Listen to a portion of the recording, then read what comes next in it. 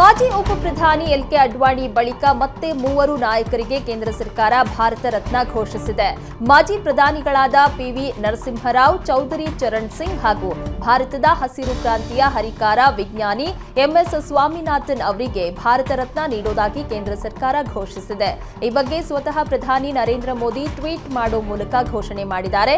ಈ ವೇಳೆ ಮೂವರು ನಾಯಕರ ಸಾಧನೆಯನ್ನ ಪ್ರಧಾನಿ ಮೋದಿ ಬಣ್ಣಿಸಿ ಟ್ವೀಟ್ ಮಾಡಿದ್ದಾರೆ.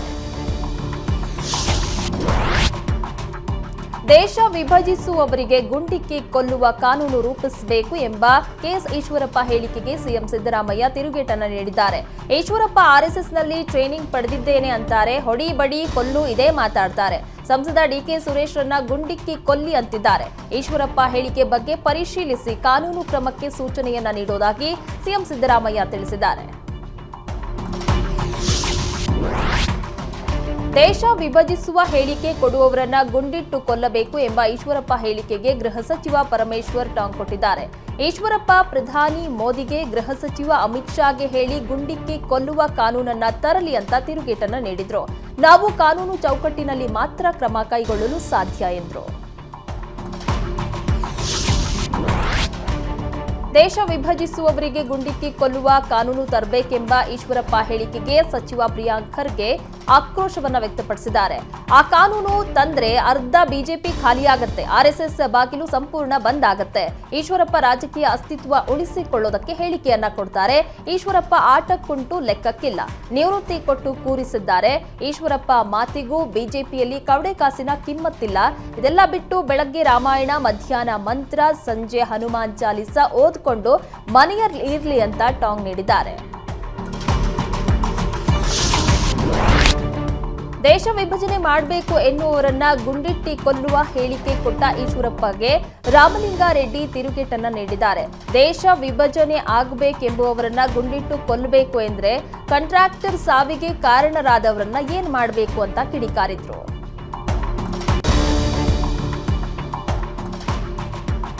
ಕಾಂಗ್ರೆಸ್ ಸರ್ಕಾರದ ವಿರುದ್ಧ ಗುತ್ತಿಗೆದಾರರ ಸಂಘದ ಅಧ್ಯಕ್ಷ ಕೆಂಪಣ್ಣ ಆರೋಪಕ್ಕೆ ಸಿಎಂ ಸಿದ್ದರಾಮಯ್ಯ ತಿರುಗೇಟನ್ನ ನೀಡಿದ್ದಾರೆ. ಕೆಂಪಣ್ಣ ನಾಗಮೋಹನ್ ದಾಸ್ ಸಮಿತಿಗೆ ದೂರನ್ನ ನೀಡಲಿ, ಅಧಿಕಾರಿಗಳು ಲಂಚ ಕೇಳ್ತಾ ಇದ್ದಾರೆಂದು ಆರೋಪ ಮಾಡಿದ್ದಾರೆ. ಯಾವ ಅಧಿಕಾರಿಗಳು ಎಂದು ಸಮಿತಿಗೆ ದೂರನ್ನ ನೀಡಲಿ ಎಂದಿದ್ದಾರೆ. ಕಾಂಗ್ರೆಸ್ ಸರ್ಕಾರದ ವಿರುದ್ಧ ಗುತ್ತಿಗೆದಾರರ ಸಂಘದ ಅಧ್ಯಕ್ಷ ಕೆಂಪಣ್ಣ 40% ಆರೋಪಕ್ಕೆ ಸಚಿವ ರಾಮಲಿಂಗಾರೆಡ್ಡಿ ಪ್ರತಿಕ್ರಿಯೆ ನೀಡಿದ್ದಾರೆ. ನಮ್ಮ ಸರ್ಕಾರದಲ್ಲಿ ಭ್ರಷ್ಟಾಚಾರ ನಡೆಯುತ್ತಿರುವ ಬಗ್ಗೆ ನಮಗೆ ಕಾಣಿಸ್ತಾ ಇಲ್ಲ. ಟೆಂಡರ್ಗಳಲ್ಲಿ ಸಣ್ಣ ಪುಟ್ಟ ಪ್ಯಾಕೇಜ್ ಮಾಡಿದ್ರೆ ಕಾಂಟ್ರಾಕ್ಟರ್ಗಳಿಗೆ ತೊಂದರೆ ಆಗುತ್ತೆ ಅಂತ ಅವರು ಹೇಳಿದ್ದಾರೆ. ಬಿಜೆಪಿಗೆ ಕಂಪೇರ್ ಮಾಡಿದ್ರೆ ನಮ್ಮಲ್ಲಿ ಭ್ರಷ್ಟಾಚಾರ ಕಾಣಿಸ್ತಾನೆ ಇಲ್ಲ ಎಂದಿದ್ದಾರೆ. ಕೆಂಪಣ್ಣ 40% ಆರೋಪಕ್ಕೆ ಸಚಿವ ದಿನೇಶ್ ಗುಂಡೂರಾವ್ ಕೂಡ ಪ್ರತಿಕ್ರಿಯೆ ನೀಡಿದ್ದು, ನಮ್ಮ ಸರ್ಕಾರ ಬದ್ಧತೆ ಮತ್ತು ಪ್ರಾಮಾಣಿಕತೆ ಕೆಲಸ ಮಾಡ್ತಾ ಇದೆ ಎಂದರು. ಕೆಂಪಣ್ಣರ ವಿಷಯ ನಿಜವಾಗಿದ್ರೆ ಬಂದು ಸಿಎಂಗೆ ಹೇಳಬಹುದು. ಯಾವ ವಿಚಾರ ಎಲ್ಲಿ ಏನಾಗ್ತಾ ಇದೆ ಅಂತ ಸ್ಪಷ್ಟವಾಗಿ ಹೇಳಿ.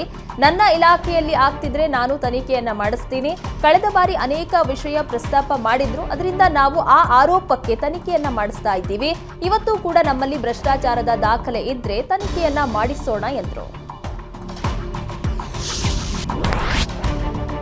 ಕೇಂದ್ರ ಸರ್ಕಾರದ ವಿರುದ್ಧ ನಮ್ಮ ತೆರಿಗೆ ನಮ್ಮ ಹಕ್ಕು ಘೋಷ ವಾಕ್ಯದಡಿ ದೆಹಲಿಯಲ್ಲಿ ಪ್ರತಿಭಟನೆ ನಡೆಸಿದ್ದ ರಾಜ್ಯ ಕಾಂಗ್ರೆಸ್ ಸರ್ಕಾರಕ್ಕೆ ಬಿಜೆಪಿ ಶಾಸಕ ಹರೀಶ್ ಪೂಂಜಾ ತಿರುಗೇಟನ್ನ ನೀಡಿದ್ದಾರೆ.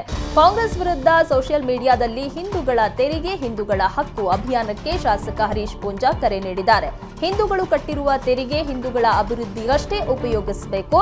ಹಿಂದೂಗಳ ತೆರಿಗೆ ಹಣ ಬೇರೆ ಧರ್ಮದವರಿಗೆ ಸೇರುವುದು ಅನ್ಯಾಯ. ಹಿಂದೂಗಳ ತೆರಿಗೆ ಹಿಂದೂಗಳ ಹಕ್ಕು ಎಂದು ಬರೆದುಕೊಂಡು ರಾಜ್ಯ ಸರ್ಕಾರಕ್ಕೆ ಟಕ್ಕರ್ ನೀಡಿದ್ದಾರೆ.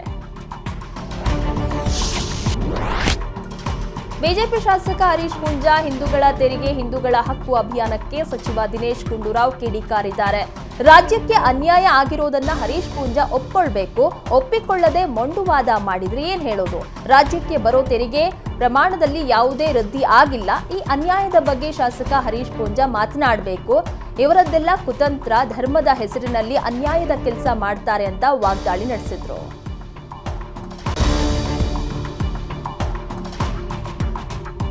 ಚಿಂತಕ ಹಾಗೂ ವಾಗ್ಮಿ ಚಕ್ರವರ್ತಿ ಸೂಲಿಬೆಲೆ ವಿರುದ್ಧ ಶಿವಮೊಗ್ಗದ ಜಯನಗರ ಪೊಲೀಸ್ ಠಾಣೆಯಲ್ಲಿ ಎಫ್ಐಆರ್ ದಾಖಲು ಮಾಡಲಾಗಿದೆ.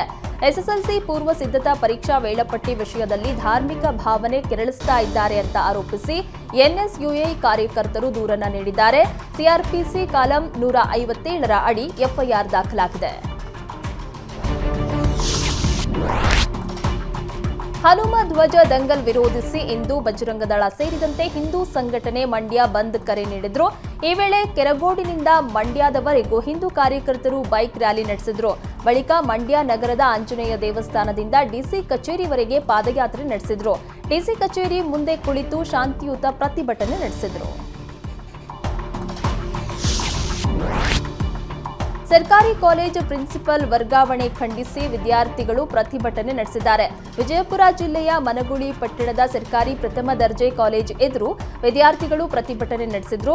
ನಮಗೆ ಹಳೆಯ ಪ್ರಿನ್ಸಿಪಲ್ ಸಚಿನ್ ಪಾಟೀಲ್ ಬೇಕು ಎಂದು ಘೋಷಣೆ ಕೂಗಿ ಆಕ್ರೋಶ ವ್ಯಕ್ತಪಡಿಸಿದ್ರು. ಬಡ ವಿದ್ಯಾರ್ಥಿಗಳಿಗೆ ಸಹಾಯ ಮಾಡುತ್ತಾ ಸದಾ ಕಾಲೇಜಿನ ಅಭಿವೃದ್ಧಿಗಾಗಿ ಕೆಲಸ ಮಾಡ್ತಿದ್ದಾರೆ. ಆದ್ದರಿಂದ ನಮಗೆ ಹಳೆ ಪ್ರಿನ್ಸಿಪಾಲ್ ಸಚಿನ್ ಪಾಟೀಲ್ ಬೇಕೇ ಬೇಕು ಅಂತ ಆಗ್ರಹಿಸಿದ್ದಾರೆ. ಎಸ್ಟೇಟ್ ಮುಂದೆ ಪೆಟ್ಟಿಗೆ ಅಂಗಡಿ ಓಪನ್ ಮಾಡಿದ್ದಕ್ಕೆ ಅಂಗವಿಕಲ ಮಹಿಳೆ ಮೇಲೆ ಮಾಲೀಕನೋರ್ವ ದರ್ಪ ಮೆರೆದಿದ್ದಾನೆ. ಚಿಕ್ಕಮಗಳೂರು ಜಿಲ್ಲೆ ಮೂಡಿಗೆರೆ ತಾಲೂಕಿನ ಬಕ್ಕಿ ಗ್ರಾಮದಲ್ಲಿ ಈ ಘಟನೆ ನಡೆದಿದೆ.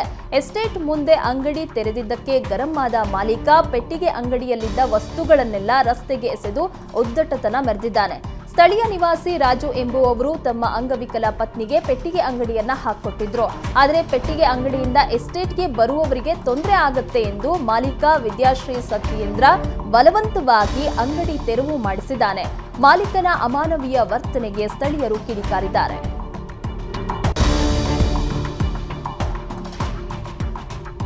ಹನುಮ ಧ್ವಜ ವಿವಾದ ಹಿನ್ನೆಲೆ ಕರೆದಿದ್ದ ಮಂಡ್ಯ ಬಂದ್ಗೆ ರಾಮನಗರದಲ್ಲಿ ಬಜರಂಗ ದಳದ ಕಾರ್ಯಕರ್ತರಿಂದ ಬೆಂಬಲ ವ್ಯಕ್ತವಾಗಿದೆ.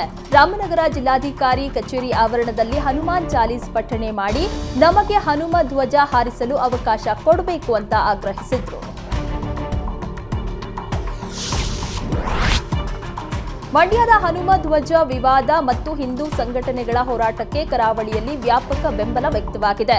ವಿಶ್ವ ಹಿಂದೂ ಪರಿಷತ್ ಹಾಗೂ ಬಜರಂಗ ದಳ ನೇತೃತ್ವದಲ್ಲಿ ಉಡುಪಿ ಜಿಲ್ಲಾಧಿಕಾರಿ ಕಚೇರಿ ಆವರಣದಲ್ಲಿ ಹನುಮಾನ್ ಚಾಲೀಸ ಪಠಿಸುವ ಮೂಲಕ ಪ್ರತಿಭಟಿಸಲಾಯಿತು.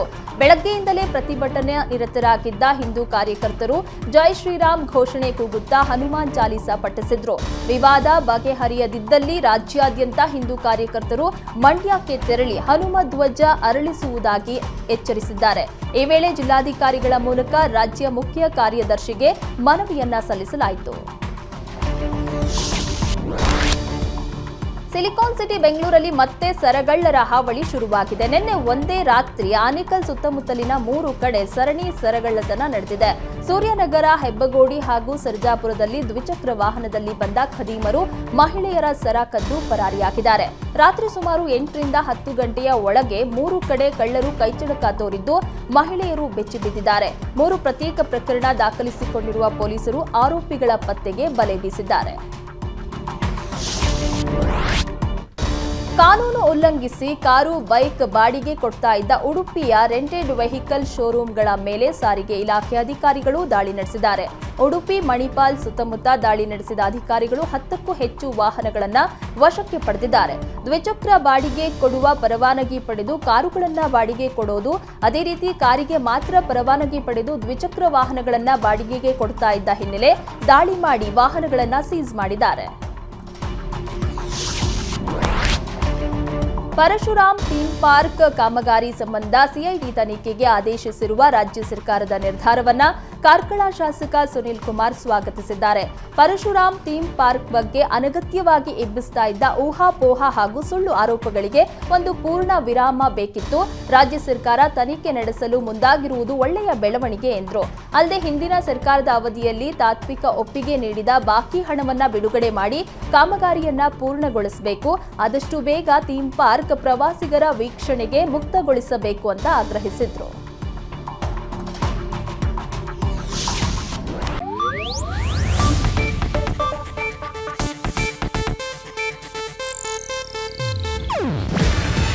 ಇದು ಏಷ್ಯಾನೆಟ್ ನ್ಯೂಸ್ ನೆಟ್ವರ್ಕ್ ಪ್ರಸ್ತುತಿ. ನೀವು ನೋಡ್ತಿದ್ದೀರಾ ಏಷ್ಯಾನೆಟ್ ಸುವರ್ಣ ನ್ಯೂಸ್.